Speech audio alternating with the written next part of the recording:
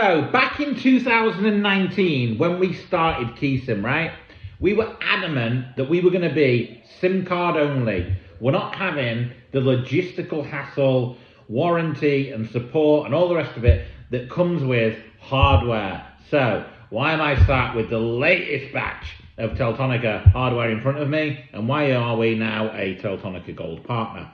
What it boils down to is we quickly realised as we started acquiring customers, they have zero interest whatsoever in programming routers and making them work. And especially if they're using things like remote access and having to program in port forward rules and set up VPNs, they're not interested in the slightest. All they want to do is for us to put the SIM in the device, program it for them, pop it in the post, they take it out the box, plug it in, and it works. Plug and play. And do you know what? We decided to give it a go. So we said, we'll sample this idea then of actually procuring the hardware for them.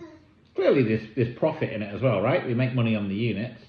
And it just went really, really well. We were able to update the firmware, make sure the configuration was absolutely spot on, and do like extra things like recording the default admin passwords in the routers. Because one of the massive upsides that we find with Teltonikas is being able to use SMS commands to undo anything that has taken the router offline, okay? So ordinarily it'll be when the customer pokes its paws into the router settings and can literally lock us and themselves out and take them offline. There is literally nothing a customer can do that a restore SMS, factory restore, cannot undo. And then you can go through the rebuilding process. But recording that default admin password is absolutely mission critical.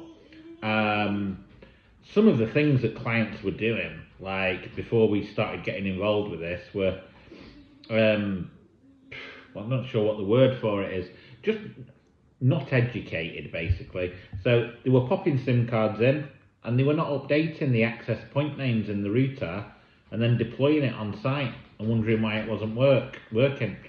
They were taking SIMs and routers to the site and then setting them up when they got there.